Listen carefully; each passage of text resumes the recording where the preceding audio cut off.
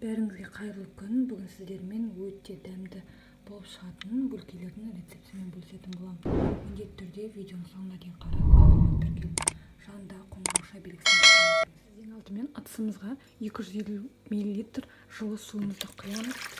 Және де үстіне біраз қасық секер, біраз қасық тұражымыз салып 10 минуттай күтетін боламыз. 10 минуттай уақыт өткен соң ұнымыздың жарты бөлігін қосып алып араластыратын боламыз.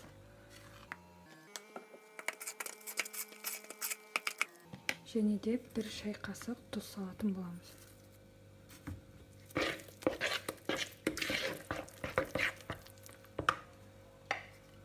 Тағы да ұнымызды салып жұмсақ қамыр илейміз.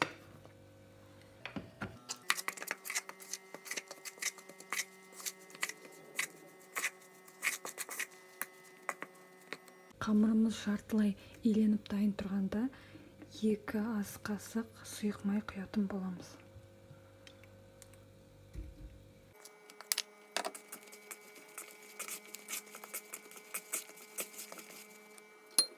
Және де 2 ас қасық укроп қосатын боламыз.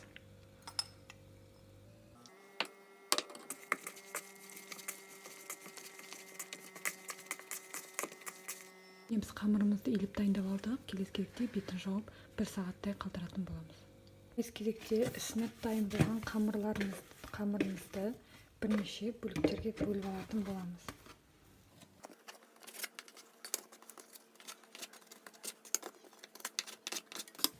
Және де осылай дөңгелектейтін боламыз.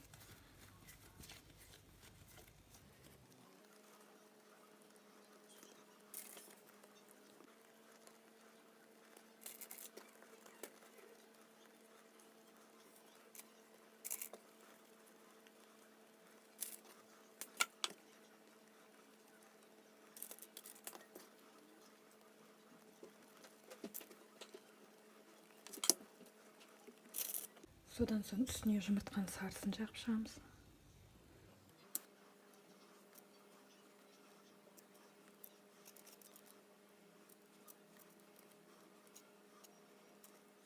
Келесі кезекте бетін өткір пышақпен тіліп шығамыз.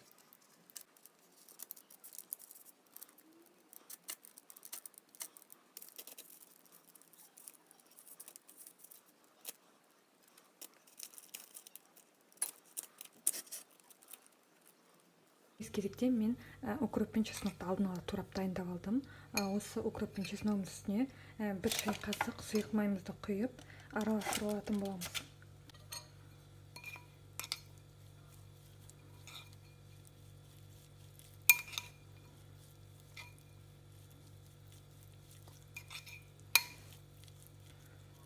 Содан соң осы булочкалардың ашық жеріне дәл осылай салып шығатын боламыз.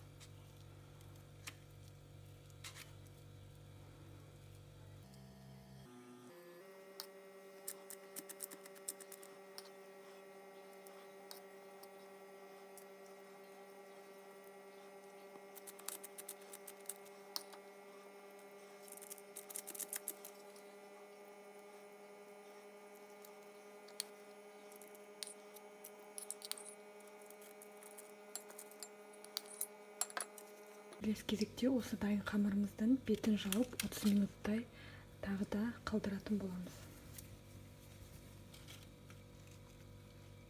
Дайын болған қамырларымызды қызып тұрған пеште 180 градуста 20 минуттай пісіріп алатын боламыз.